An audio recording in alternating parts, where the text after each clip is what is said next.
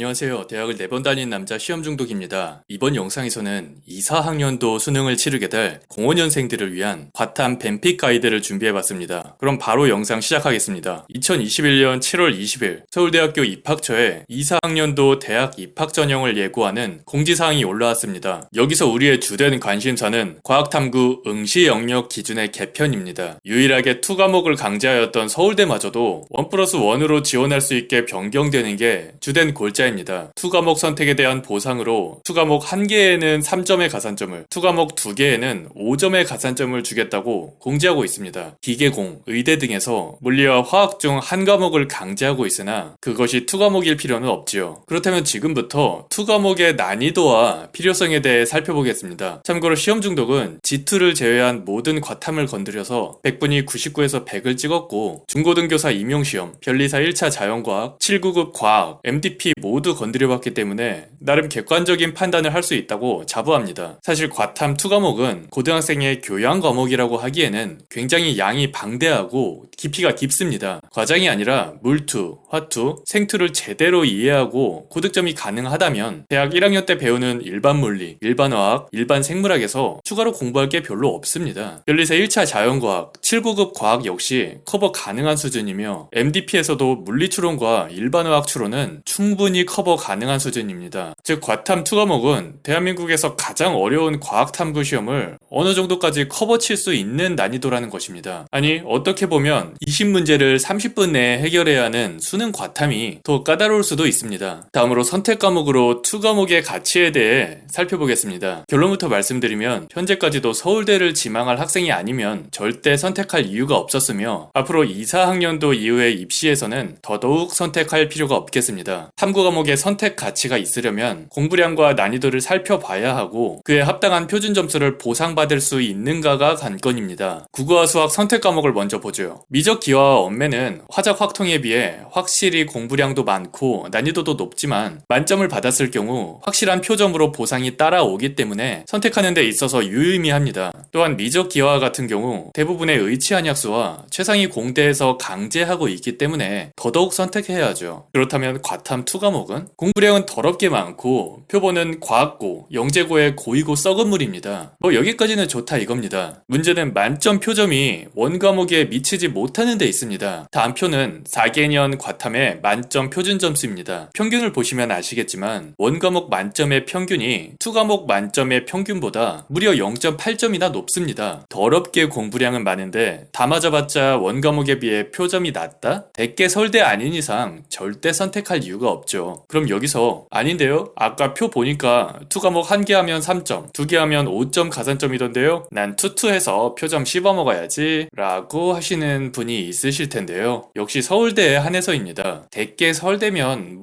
굳이 말리진 않겠습니다만 서울대 이상의 의대급 점수가 나왔을 때나 연구대의 점수가 나왔을 때 모두 다 손해입니다. 서울대가 아닌 곳에 지원할 경우에는 만점을 받아도 아까 표에서 보셨다시피 원과목에 비해 표점도 낮아 공부량도 많아 무조건 손해죠. 원과목 골라서 국영수에 투자하시는 게 훨씬 이득입니다. 2과목 내용에 호기심이 생기면 대학 가서 하세요. 대학 1학년 때 배우는 일반 물리학, 일반 화학, 일반 생물학이랑 내용 거의 비슷합니다. 2과목 4개를 배냈으니 이제 원과목 4개가 남았네요. 4콤비네이션 2로 6개의 조합이 만들어지는데 결론부터 말씀드리면 사실 원과목이면 어떤 걸 하든 좋아하는 걸 하라고 권해드립니다. 그러나 영상 보시는 고1 분들이라면 자기가 뭘 좋아하는지도 모르는 상태겠죠. 그래서 지금부터 간단하게 각 과목에 대한 특징에 대해 살펴볼 겁니다. 먼저 물리원입니다. 사실 시험 중독이 개인적으로 가장 좋아하고 자신 있는 과목입니다. 암기량이 적고 제대로 한번 개념만 탑재해 놓으면 잘 안 틀리는 과목입니다. 수능의 난이도도 대체로 굉장히 쉽게 나오는 편이고 킬러라 할 단원도 없어서 정답률 30% 미만의 킬러 문제도 없습니다. 그런데 이게 가장 큰 장점이자 단점입니다. 까다로운 문제가 없기 때문에 만점의 표점이 매우 낮고 가끔 3점짜리 한 개 틀리면 3등급이 나오는 대참사가 일어나기도 합니다. 이를 소위 물리 당했다라고 하지요. 표점을 보시면 아시겠지만 있지만 매년마다 꼴찌이고 백분위도 대참사가 종종 일어나는 과목입니다. 만약 시험 중독에게 다시 수능을 치라고 하면 가장 자신 있고 좋아하는 과목이지만 물리 당하는 것이 두렵기도 하고 화학과 생물도 자신 있기 때문에 굳이 선택하고 싶지는 않습니다. 선택을 하신다면 당연히 만점을 목표로 공부하셔야겠고 화생지도 자신이 있는 최상위권이라면 과감하게 밴을 하는 것도 고려해 볼 수 있는 과목입니다. 다음은 화학1입니다. 화학1이 예전 교육과정에서는 탄소화합물이 포함된 유기화학이 포함되어 있어 굉장히 어렵고 만점 표점이 원과목 중 가장 높은 과목이었는데 유기화학 내용이 많이 빠진 이유로 아주 무난한 과목으로 자리 잡았습니다. 물론 중화반응, 양적 평형 등의 계산 문제가 많아 타임어택이 있지만 훈련을 한다면 극복하지 못할 정도는 아닙니다. 응시자 수도 세 번째로 많고 표점과 백분위도 항상 무난하기 때문에 안정적으로 픽할 수 있는 과목입니다. 다음으로 생명과학1입니다. 생명1은 언제나 높은 만점 표점을 나타내고 표본수도 1위이기 때문에 전략적으로 좋은 픽이 될 수 있습니다. 많은 학생들이 물리화학에 비해 덜 이과스러운 과목이라고 생각하고 만만하게 픽하는데 아마 비유전 파트에 단순 지식형인 내신 문제에 익숙하기 때문이겠죠. 유전 문제의 경우 지식은 당연히 머릿속에 탑재되어 있어야 하고 가계도를 빠른 시간 내에 해석해서 정답을 추론해낼 수 있어야 하므로 개인적으로 가장 이과스러운 과목이라고 생각하고 어느 정도의 능지도 필요하다고 생각합니다. 요즘 다인자 연관 문제를 보면 흡사 피셋에 자료 해석을 방불케 할 정도로 난이도가 높습니다. 타임어택도 굉장히 심하기 때문에 문제풀이 훈련도 굉장히 많이 해야 합니다. 만점을 뽑아서 높은 표점을 원하는 학생들에게도 인기 있고 유전의 킬러 문제를 포기하고 비유전의 지식형 문제를 확실하게 맞출 생각으로 2, 3등급을 노리는 학생들에게도 인기 있는 과목이기 때문에 표본이 안정적이라는 장점이 있습니다. 다음은